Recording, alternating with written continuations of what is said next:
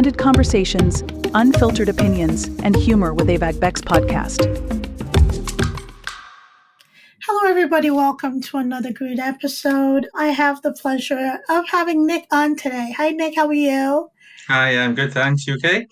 I'm doing well. Thank you for asking. So Nick and I are going to have a conversation that I know a lot of people are going to benefit from. So we're going to start from basically introducing Nick to everybody, have him introduce himself, what he does, and how he got started. And then we'll delve into the conversation. Nick, can you tell us a little bit about yourself? Yeah, no problem. So I'm a primary school teacher. I think out in America you'd call that elementary school? Elementary school, yes. Elementary school, yeah. So slightly different years, 3 to 11 years old. So that's like two schools for you, I think, isn't it? Is it middle school you have roughly that age? We have lower school, middle school, and high school. So Okay. middle school is kind of from age about 11 to 13, I believe. I'm still getting used to the American school system. And then the high school is, secondary school. Yeah, so I'm used to the primary secondary school system. I'm learning because I have children here, so. Yeah, okay. Oh, so that middle school was only for a short period of time. Anyway, I was a primary school teacher for a decade now in the same position. I had a tenure in a school here for 8 years, just during COVID, I think. I just decided that I didn't want to be in the profession anymore. I completely disagreed with the education system. Thought that this new change called the Curriculum for Wales was coming in, and I thought that was going to change everything, but it didn't. A lot of people were just renaming what they were doing and doing the same thing, which is not what it should have been. I still think the education system is 20, 30 years, possibly even more out of date, still a Victorian style. Decided that I wanted to create a company that would go into schools and deliver cross-curricular projects that would have specialists in different areas. So you might have a specialist in performing arts, you might have a scientist, but I discovered straight away that there was a massive need to improve children's confidence. I could see that children were suffering with anxiety and their confidence was extremely low. And that's through a variety of different factors that we might discuss now. So the company evolved, I might say, into confident, healthy individuals. So we kind of changed what we did, and we had cross-curricular projects still in schools, but every single project would surround either making the child confident or making the child healthy. So I did that for a little bit, and all of a sudden then the company just completely branched out. So we've done outdoor holiday clubs with children, where they climb in trees, building dens, doing all the fun things that children should be doing. We have children's books. So I have a contract with an online digital publisher to sign 5 books in a mindfulness series. And we still have the schools going as well. And now we have an online course for teenagers that is kind of like mental health first aid, for them to be able to understand their thoughts and feelings and emotions using cognitive brain therapy strategies and things like that. Right. Wonderful. So you touched on something that, I think a lot of people miss or do not know how to label or recognize it. You talked on anxiety in children, right? So what are the things that you saw in children that denotes anxiety? Because again, it may not present the, textbook way where everybody's okay. So a person that is anxious, is fidgety, is this, is scared, dilate the pupils and all of that stuff. What were the presentation you saw in children when it came to anxiety related to learning or being in a school structure? So we very much believe in performing as much as possible. The more you perform, the more that you'll become not immune to it, but that it'll become a lot easier. So what we were seeing is when we were asking children to perform, and we'd never ask a child to perform on their own. It would always be in group situations, and it would be with other groups alongside you performing at the same time. So what I tend to do is split the class in half. So half perform, half watch, and then we swap over and they give each other a positive evaluation. I was noticing that the children would just freeze. They'd go into flight or fright response, and a lot of the time they'd want to get out of that situation as quickly as possible. Again, maybe because they haven't had the opportunity to perform as much as they should have. So you'd see them start to get anxious, they'd start to misbehave, they would start to come up with excuses of why they didn't want to perform, they'd start arguing with their friends, a variety of different things that they would do just to try and get themselves out of that situation of not performing. But what we saw is after a while, then you have those children who are crying, in floods of tears at the beginning, come up with all kinds of excuses, wanting to perform on their own then, after they'd gone through, 2 or 3 weeks of performing in front of other people, getting that positive feedback. Okay. So positive reinforcement, you're saying, is very important for children. Especially from their peers, yeah. Okay, great. So do you see that when we're talking about behavioral things, kids acting out and, picking on each other, how is the collaboration between children when you take them out of the traditional learning environment styles into more of a collaborative environment?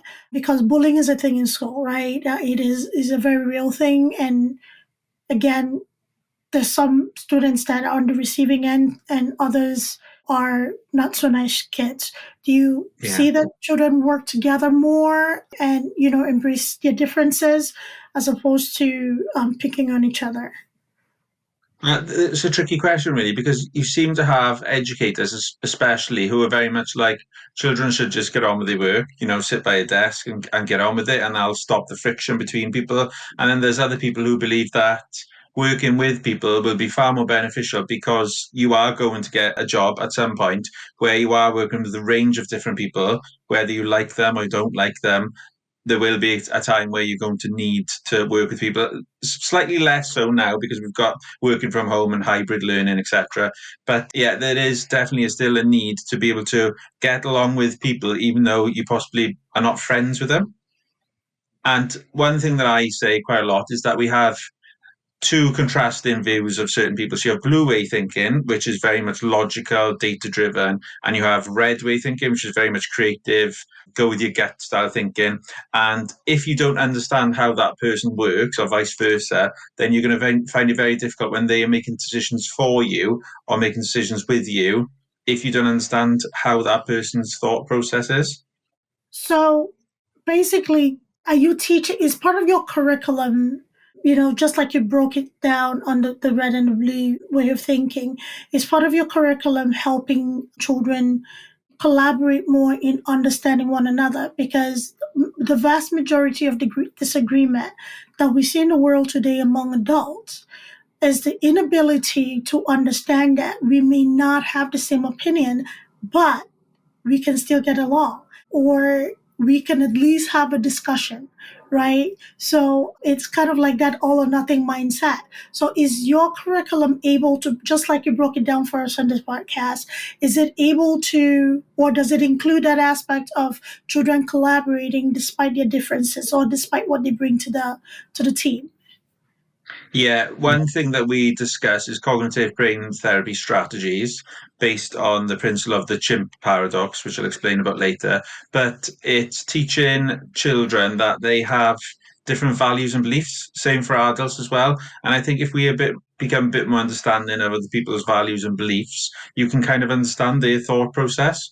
So an example I always use is that if an adult hates the education system, didn't have a really good time when they were in school, they are obviously going to pass on that value and belief to that child. So no matter what the teachers are doing in school with that child is probably going to be undone at home. So the problem is not going to be the child and working hard on the child. You might as well be banging your head against a brick wall because you're not going to get anywhere. The root problem is that parent, for a variety of different factors, whether they didn't like school, there's trauma induced. So sometimes you need to look at the bigger picture really and see the children's values and beliefs and for them to be able to understand them, the parents' values and beliefs, and also the school's values and beliefs that we're trying to push on to these children, which they might not 100% agree with as well. And they're obviously going to be having a different message at home.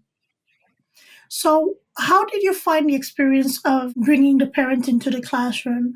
I'm a firm believer that it is a team effort, right? Whatever is done in the classroom, should be mirrored in some sense on the home front, especially when it has to do with that child's education and emotional feelings about school. So, as a teacher who worked in the traditional education system, how challenging was that process to try to bring every parent into their children's learning need? And maybe I would say maybe you had a class of maybe about 12 to 15 pupils. And that is a lot of adults to bring into Yeah. a classroom. So how was that experience for you? Well, it was extremely difficult. So here in the UK, we have classes of 30, 25, 30 plus. So you can imagine all those adults and all those complications that come with it. I've had a few falling outs with family members, parents previously, who've called me names on Facebook and things like that. I think it just needs a lot of time and possibly a person working on that, like a family liaison officer who can help bridge a positive relationship between the parents and teaching staff. Especially now, I believe, anyway, I can see in the last few years that the respect for teachers is diminishing.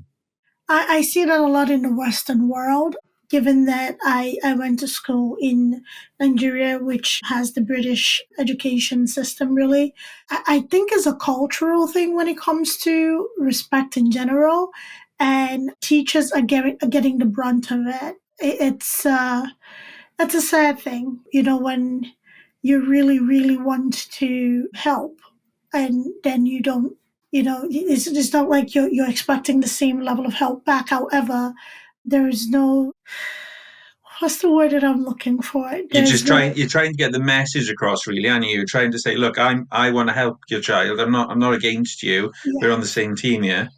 Yes, and it breeds into even adult learners because I do teach at the adult level, and it's sad when you see that. And that there was a time like in the beginning, and now I've gotten used to it. That's not to say it's a good thing. It's in my coping, right? And you put your effort in. You want something so bad for somebody, but if they are not reciprocating the same energy of wanting it used to, kind of like leave a dent. But I've come now to hyper focus on the parents who are willing to work.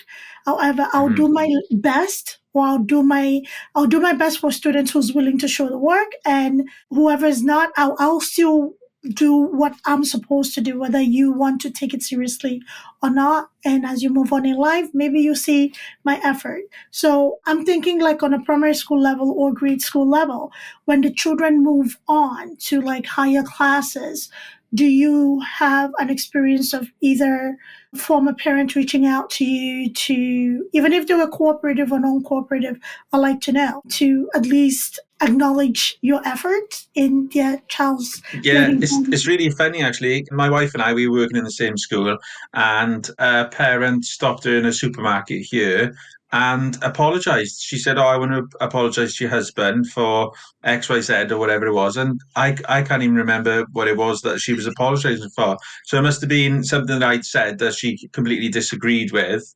So yeah, it still happens quite regularly, and I still get parents saying nice things, especially because they've seen my journey now with Chi Education, and they wish me the best of luck. They share all my posts and like everything. That's nice. That's really nice. That's neat. Do you have students who reach out to you as well? Yeah. Funnily enough, I do. You've got to be careful, obviously, with safeguarding. But there was a few who went to year seven, high school year, and they would message me. There's a few who follow me on TikTok, and they'll post comments on not my TikTok, on Chi Education's TikTok. So I do have a little mini following. Oh, that's nice. A following is a following. I mean, good for you. So let's come back to education a little bit. The educational system is old. There's no sugarcoating it. What are the kinds of influence that you're looking to have through your program, through your business on the education system? So first of all, the holiday clubs are extremely important to us. So they are doing school holidays, and what we are trying to, and there's so many barriers that get people put in our way. We want our holiday clubs to be in these amazing locations that have like national parks associated with Mm. them. So you'd have a building of some kind, but you'd be able to explore the national park and then come back to the building. And even if it was raining, we'd be outside as much as possible. We'd have a base. So the idea is to get children out as much as possible because of a variety of different reasons. Technology being the main one. Children are spending far too much time on technology. But we are noticing there's just so many issues that we're having because of the use of public toilets, because of this, because of that. So I can see why nobody's done it here in the UK, had that. So that's the key one, that we want to try and get children outside as much as possible.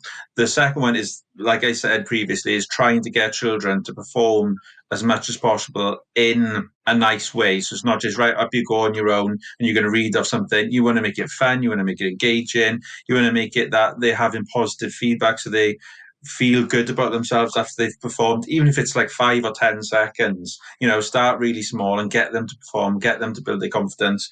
And more importantly than ever now, and we've just created a charity called Confident, Healthy, Active Me. So instead of Confident, Healthy Individuals, where we are going to be working with families, schools and children to get the families and children more active, because I don't know what it's like there, but we should be having 2 hours of physical exercise or PE lessons, physical education here in the UK. And I know for a fact some schools are barely doing 1 hour. And if they are, it's, very poor substandard. There's no tennis, there's no cricket, there's no football. It's usually just run around games that's completely unstructured. So the barriers that you are experiencing right now with expansion and really making this program what you want it to be for the benefit of the children, is it coming in terms of funding, parent involvement, or the organization sponsoring it, or the school involvement? We've got every time you have a holiday club and you spend more than 5 days annually at a location, you have to register that venue here with the Care Inspectorate of Wales, and it's a 14-week process. So that's minimum 14 weeks. And they need, I think it's like 25 to 28,000 words altogether of different policies you have to put together, which we have anyway, but it's a lot of organizations. It's a long process to go through. So if you wanted to set up 3 holiday clubs, you're looking at, that's a year gone straight away just to set up those 3. And during that time, you have interviews, you have visits, you have checks, and they're extremely strict. So the process here is, if you want a care home, say a multi-million-pound care home, it's exactly the same process as if you wanted a holiday club for children. So it doesn't matter if you have 10, 15 children and 300 people, it's still exactly the same process. So the system is just completely broken. And on top of that as well, even though we are teachers, we've got a degree and we're teaching assistants. I don't employ, youngsters, mainly teaching assistants. They have to have level 3 in play work. So although they've gone through the degree and they might be specialists in education, they've done the teachers training, there's this one qualification that they must have. And again, that's 10 to 12 weeks long as well. Wow. I know. There's a lot of variables out of your control, so I can see the frustration. So as opposed to doing like a 5-day stretch, is there a leeway where maybe you can start with maybe half a week, maybe 2 days a week, and then kind of like build like a pilot while you are pursuing all the registration and everything for you to have like a full 5 days? Because as opposed to hindering the process, because the 5 days is going to, take all the time is going to pass anyway, right? So that time is going to pass anyway. So as opposed to not having anything at all, have you considered maybe starting out small with just a few days a week, maybe 3 days, and then as you put in your application, get all these policies together while your teachers are also going through the certification process. So by the time everything is all done, we can, go out full throttle 5 days. Yeah, that's what we're trying to do now. But the 5 days is just 5 days a year. So as soon as you've used those 5 days, a year, yeah. So not a week, a year. So once you've used those 5 days in one location, that's it. Then you can't go back there. I know. So we are applying. I think we've got one application in. Again, you're just waiting for so many different variables to come through. Like one of them, I'm waiting for a fit note from the doctors to say that I'm okay, and that's got to be part of the application. Even though I had one, I think it was 4 months ago or something, that they run out every 3 months, and that's going to take 2 weeks. So it's just time, like you were saying. It's just so much time. It will be worth it in the end, but they are setting us back much more than we want, really. And it's a shame because there's a lack of it. There's a huge, especially in the UK, there's a massive lack of outdoor provision for children, especially affordable. We charge £20, £25 a day. So what's that, $20, $18 for a full day's worth of childcare? Wow. So if it's 5 days a year per location, do you have numerous locations that you can host Yeah, this? that's what That's we've had to do for the time being. So while the registration process is happening, that's what we do, and we're moving around, unfortunately. right. Is there anybody that you would like to appeal to in the, local, state, or whatever government to recognize the need for this program and to expedite things for the children in the UK? Yeah, I think that's a really good point, and that's something I haven't pursued yet. Is maybe going a bit further up and saying, look, this not manageable. Number one, because it takes such a long time, and there are so many parents of that need childcare, and people are probably being put off because of this ridiculous application process. Right. I think you should try that, and that could actually materialize into something very positive because Yeah, I it agree. sounds great. It sounds great. So when children are outside, I know that, you talked about having teachers that are already certified, they're already doing this work. Is there also a special requirement from you for them to be familiar with the outdoors? So boys are rambunctious, some girls are rambunctious too. Should they be able to teach them something while they're still out there? So what if is a kid who's never started a fire, or has never tied a nautical knot or set up a tent, right? So is there a Yeah, special, not special, but is it a requirement that they kind of like also are familiar with the outdoors? yeah, it's really funny you say that because we've got so many parents who are completely with us and are very much like, yeah, we let the children risk assess themselves, and as long as we put safety measures in place, but it's pretty much you do what you want to as long as you are risk assessing. And then we've got other people who are constantly parents that are constantly asking us questions and like, do you do this? Do you do that? Who are quite not quite familiar with our approach of doing things. So it's quite tricky, really. We try and get the message across that they are children and that we want them to be out as much as they possibly can because it improves your mental health, it improves your physical health, boosts focus and creativity, builds resilience, strengthens social skills. It's endless the amount of positive benefits you get from it, but it is quite difficult to try and get parents on board and let them be risky and let them have risky play.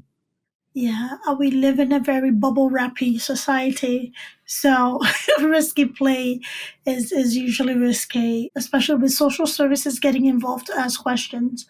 Yeah. Um, so I can get the hesitance for some parents. So what are you putting in place for, say, medical needs or medical emergencies from the health standpoint, right? There are the children that are allergic to bee stings, they're allergic to certain plants, certain environmental things. So are you planning to have maybe a nurse or somebody dedicated to, say, the program when each starts? Have you thought about that? Yeah. We have lots of forms that parents need to fill in just to say if there's any allergies. We have a first aid safeguarding, and we make it very clear to parents from the very beginning that your children are going to participate in risky play, and we allow them to, and it's kind of up to them to risk assess themselves. Right. So what is the one activity you that kids gravitate towards the most? It's climbing trees straight away. Anything that they can climb, throwing rocks into the river, that's a Right. big one. And especially if they've got wellies on, they actually want to go in the river, which we don't mind. We will go into a shallow place, obviously, without a flow of river. But yeah, anything that involves throwing or climbing. Beautiful.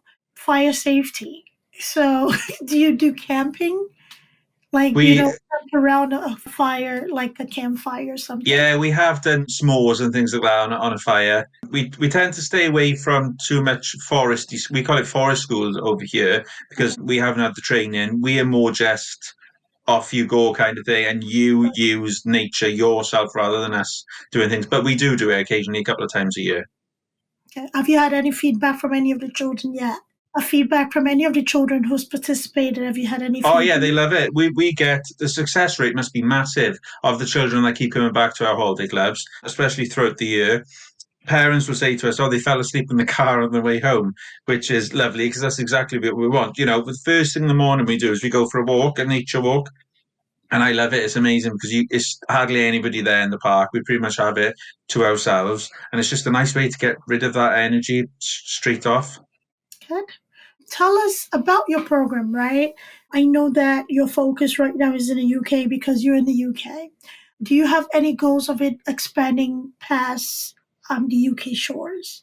Yeah, we do. There's talks of licensing, there's talks of franchising, which might be further down the line. There's also a few people have messaged me and said, "Are you interested in doing your own school?" Which I would absolutely love to do that and have my own complete curriculum, which would be kind of Montessori style, but with a slight twist. And I've seen there's a lady, I can't remember her name is, she's just started a school in America, which is an AI based school. So I think what happens there is that the children can decide what they want to go off and do their tasks. AI kind of sets the task and things that they need to do, and then they'll have a meeting with a kind of teacher who will check to see if they're still on task and still doing what they should be doing. But that kind of philosophy sounds amazing. That's my kind of style of what we love to do and we're all about. So there's a possibility of that. Something that I have branched out internationally, which is our mental health first aid course for teenagers. Yeah. So that's just gone, or will be going live on the 1st of January. That's in the pre-launch section now. And that's just going through anxiety, CBT, all the different strategies, like a toolkit. We call it the blueprint. So it's called the 14-day mental health blueprint for teens that they can use to become less anxious, become less reliant on social media and a variety of other things as well. That's great. So I was going to segue into the teenagers or the teens toolkit, like you call it, the blueprint. The ugly reality is that more and more teenagers are unfortunately making attempts on their lives. So would you say that anxiety from a teacher's perspective is peer related, or, the pressures of what has become the modern day educational system?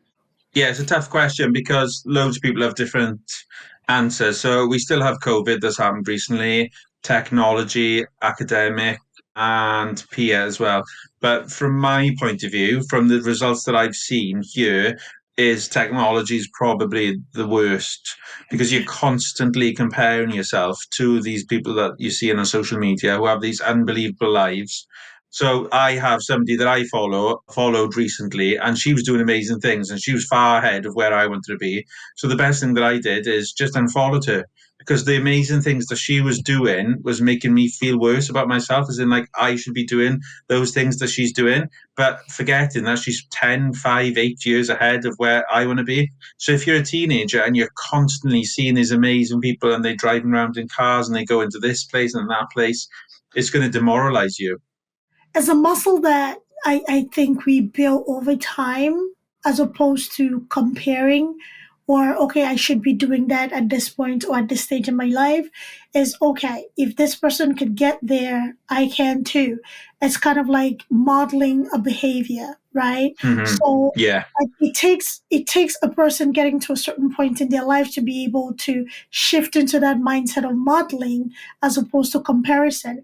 And teenagers are in a very impressionable stage in their lives, right? They're coming into Mm-hmm. the thing called adulthood, that they're learning independence, self-reliance.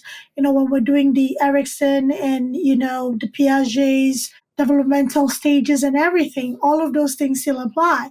And unfortunately, if those needs were not met, they have underlying needs, including whatever is here. And then social media happens, then it's kind of like, okay, so I'm useless. So that is a That's lethal exactly it. combination. Yeah. Yeah, As we've had schools here where they've banned phones. A local school actually, and they said the results have been amazing. wow. Everything has improved. So social interaction, academic results, behaviour, has all had a massive improvement.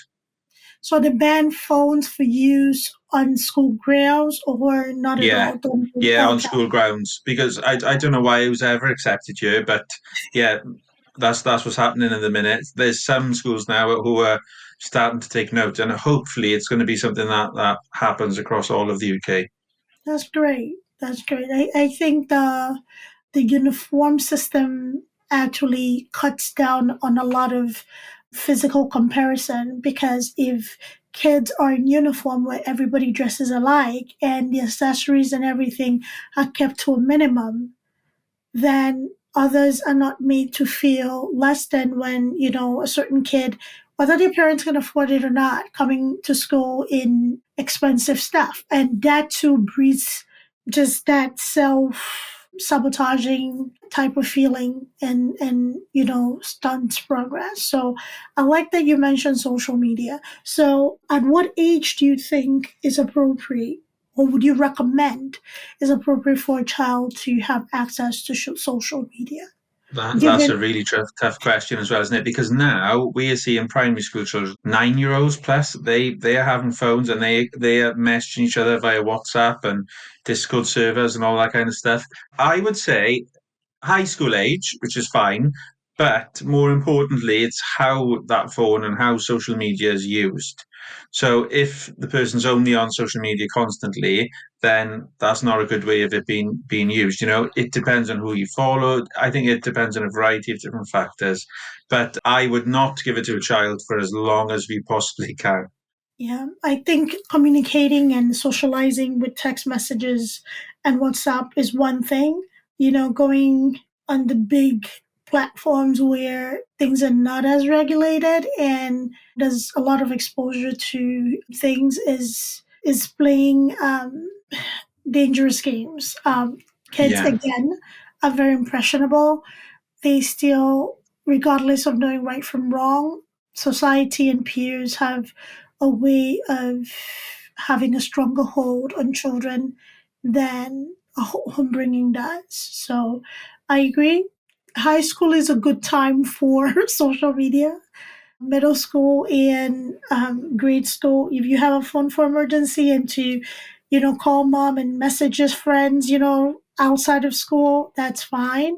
You shouldn't spend a day on it. Yeah. So the last bit of thing I would like for us to talk about is we've talked about social media, and you talked about electronics a little bit, and not a little bit, a lot of it. You really talked about the effect of electronics on children now. What is your take on video games? Because again, children are very impressionable, and there's usually this correlation of violent video games with violent behavior. Do you see that is a true correlation, or it all depends on the kid? Yeah, another tough question again, isn't it? Because a lot of people believe that they are video games, but they're not like the video games that I used to play when I was younger. They're becoming so realistic now. And as you said, teenagers and children are very impressionable. So if they are playing these games which involve shooting, go and gets and things like that, then I think that's only going to have a damaging effect. And I was going to say with social media and gaming as well, they are brilliant. Both can be brilliant, especially social media can make you feel better about yourself. It can make you laugh, all those kind of things. So as long as they're both used in the correct manner, sticking to those age ratings, even though there's peer pressure from especially teens to play games though at 15, 18 years old. And again, it's just being sensible, isn't it? If you've seen a change in your teen's behavior or child's behavior, that you weren't seeing before, then well, something's not quite right there. And the issue that I have is I've got two young boys and they're allowed a little bit of tablet time now and again, not much. And the things that just pop up on there and it's extremely difficult to control. It doesn't matter if you're on YouTube Kids or things will pop up and you're just like, how on earth has that popped up now? So yeah, same with gaming is that it can be really good because it's a lovely way for escapism, but also you've got to be very careful. I agree. Vigilance, that's the word. And with busy parents, sometimes it's hard. So controlling it as much as you can. Because again, I've seen things pop up when you do kids. I'm like, wait, what? Why is this here? So, what would your message be to that teacher who is in a traditional teaching scheme, who does not agree with everything that they are doing because they see the effect on their children? Because it's a very scary thing to speak up, it's a scary thing to step out and do what you feel is better for the kids. So, a teacher that is listening, or anybody that is listening today that is in a particular field of work that they don't completely agree with, the setup being that it's old as the education system is, or it's just not effective. Fit for purpose, yeah.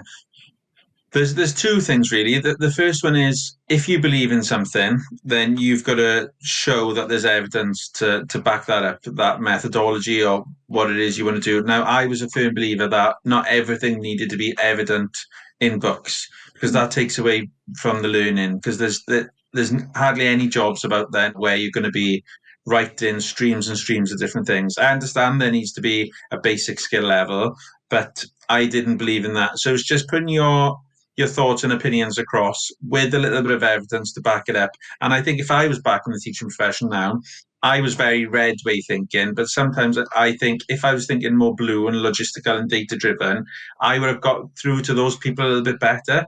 So sometimes it's just thinking of how you can put your thoughts and opinions across the way that that person would want to hear it, rather than you're thinking of, we can just do this and we can do that.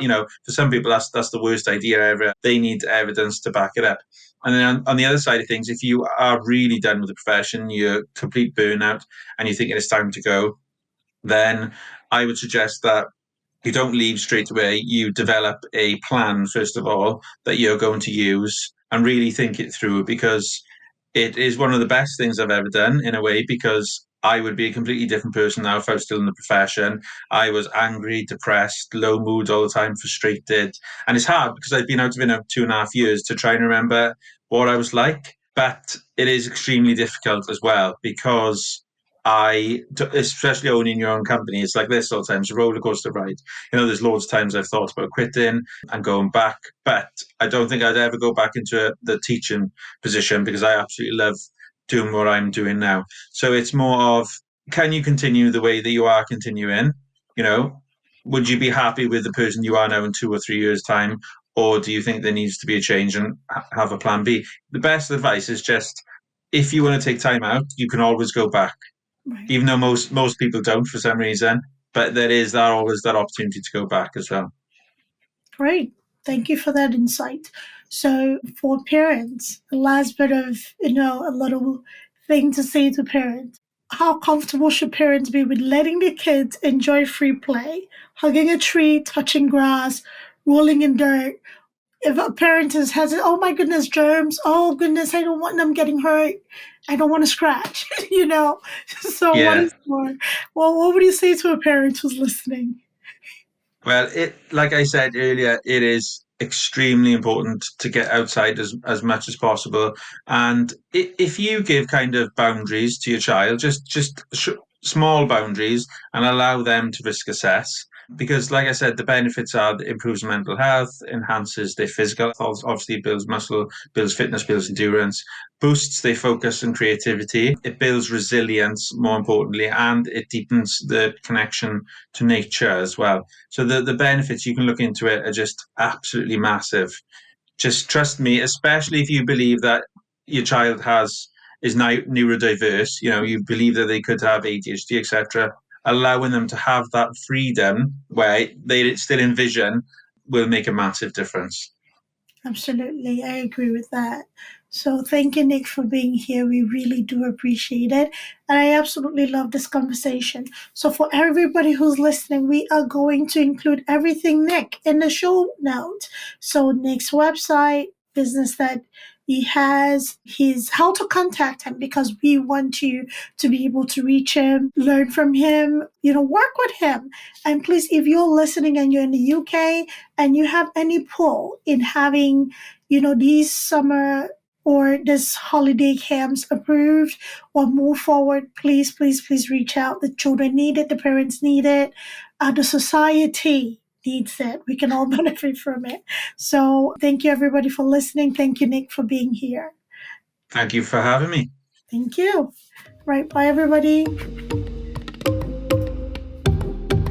Thanks for tuning in to Abeg Vex Podcast. If you enjoyed today's episode, don't forget to subscribe, rate, and leave us a review. It really helps us out. We'd love to hear your thoughts and continue the discussion. So join us on social media or drop us a message. Until next time, keep exploring, stay curious, and keep pushing the boundaries of your world.